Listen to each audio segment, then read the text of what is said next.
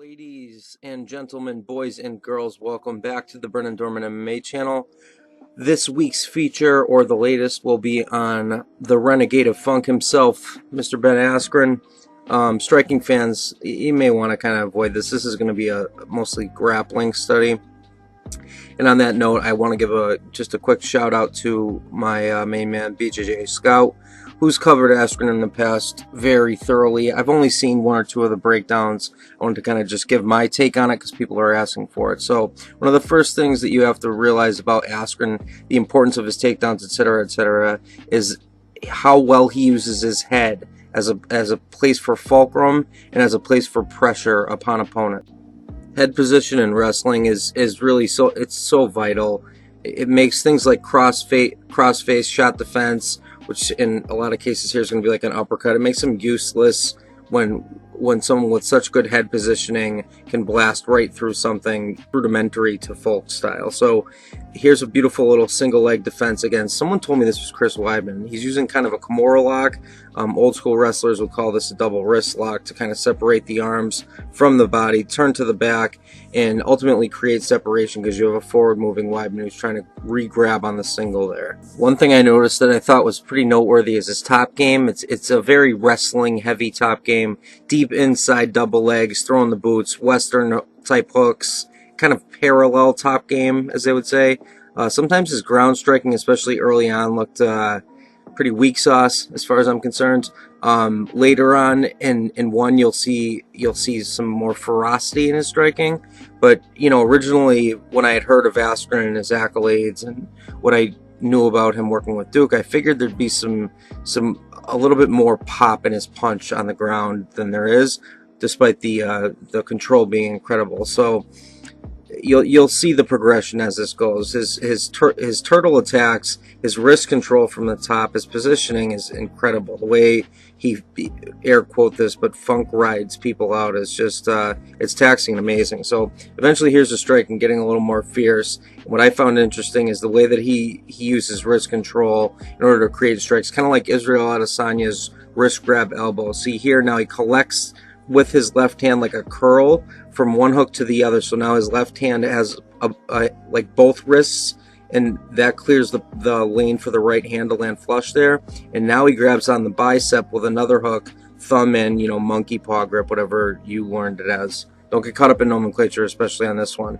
And what you see here is more accuracy for sure, and it's a little bit slowed down, but in real time it was certainly a lot more fierce than that. And if we're being honest, and assuming for once the UFC is being honest, and he's got Robbie Lawler next, it'll need to be more fierce. Robbie's tough, good takedown offense, and good chin importantly. So here's a little gift wrap.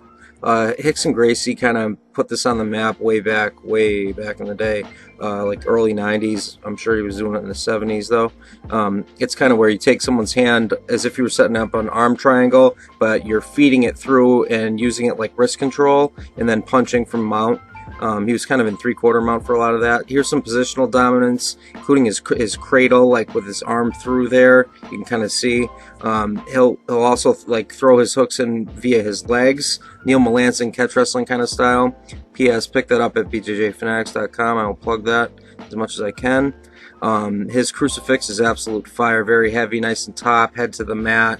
He'll do hip tosses like this. It's kind of like a Koshi Kuruma, like hip wheel.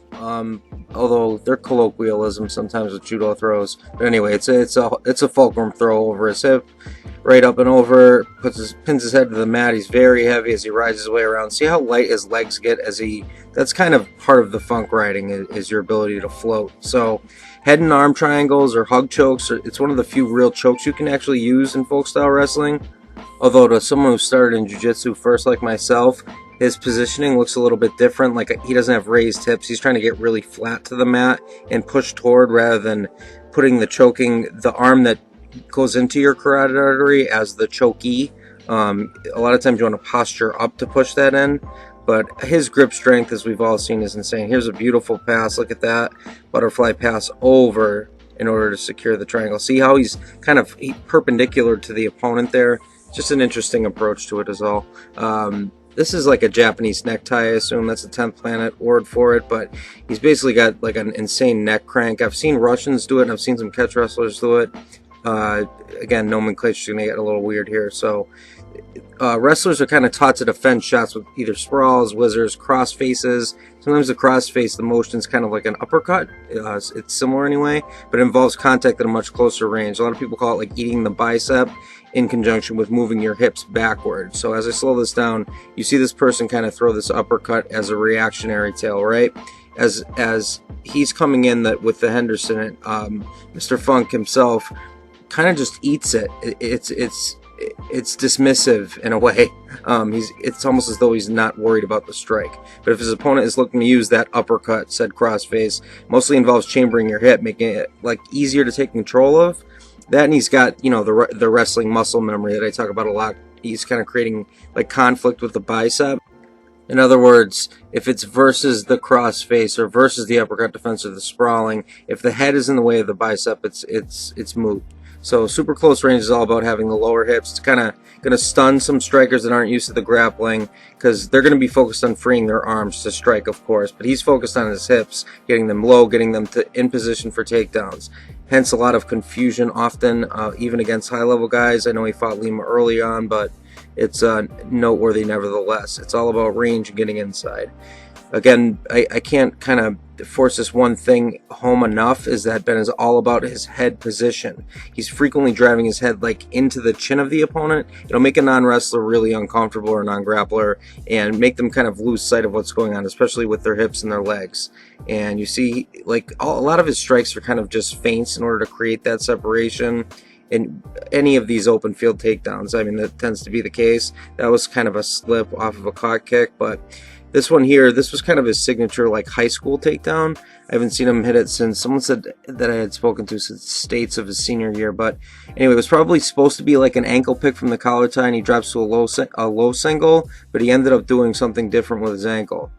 So essentially, instead of being able to drop to the low single like shoulder to shin, it ended up being ankle to shin. It was a little bit sloppy, but despite the mess up going for the inside single leg, he saves the single leg nevertheless by holding on there, correct head position, and posturing up and over. Kind of how Khabib got Conor down the first time, and I won't bring up Khabib again.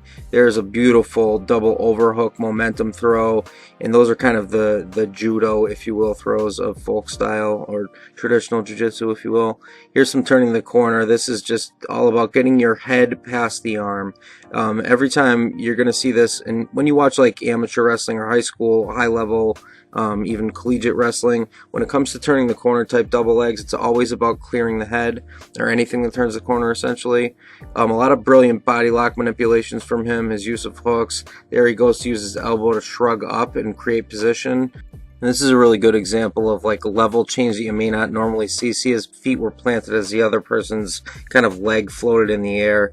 So here we're going to focus on just some trips, slams, random throws, some pummeling, caught kicks. There's the kind of body lock turning around. There's the sort of trying to pull guard on someone as strong as a gorilla getting slammed. Just a montage really of the I guess variance or variety of takedown that he has. If he wants to get you down, he gets his hands clasped. It's kind of a guess what, you're probably going to go to the ground. It's not much of a mystery.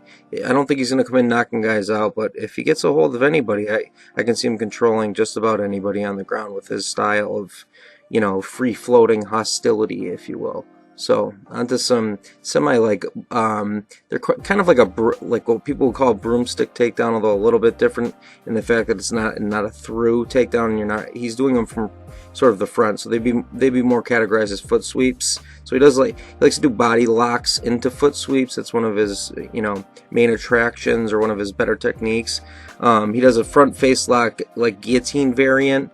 We've discussed them before. He uses a part of his his mat returns. Again, that would be more BJJ Scout, like what he covered. He covered specifically a whole video on mat returns, but he uses that sort of thing. It's not so dissimilar from what El Kakui would do as a snap down. here you just see absolute brute power from a bad position. This is kind of your zero Fox given regarding striking. It's straight wrestling, wonderful low single kind of turned into, there you go, running the pipe down, and beautiful positional work there. Again, turning the corner, head was in a bad position but ends up being okay. And this dude is terrifyingly strong. Look at the post out of the leg there to turn that around. That's just magical stuff, regardless of the guard pull at the end. And some of the funk that you'll see from him, especially in the gym. I mean, this dude's fun, and I'm really digging on his trash talk game. It hasn't really been disrespectful as far as I can tell yet. It's more just of the chill son variety, you know, just kind of like maybe Kurt Angle for old school wrestling fans. Here's him just not caring about submissions, and again, this is all stuff I'd kind of categorize as funk, because he'll take bad positions where he's shooting for odd singles and odd things, end up in a bad position, but it's so momentary. It's such a short amount of time that I think. But anywho, that is ranty. So I'm going to show you a common wrestling scenario. Essentially, this would be when one guy shoots in a little bit too deep and the other comes over the top. This is when the funk sort of happens. It's similar to this, but really at the end of the day, all he's trying to do here is avoid mount. But he does it. I mean, he does it wonderfully, and he executes perfectly. That little sequence there, to me, kind of encapsulates what he does best. I really look forward to seeing what this guy can do. I mean, if you don't grapple, I don't know that you'll appreciate some of the nuance and intricacy of his wrist rides and his control, etc., etc. But I think you'll dig on him. I'm looking forward to it, and a friend of Duke is a friend of mine. So hope you enjoyed. I didn't get super technical with this. I just wanted to kind of do an introductory type video, and cheers.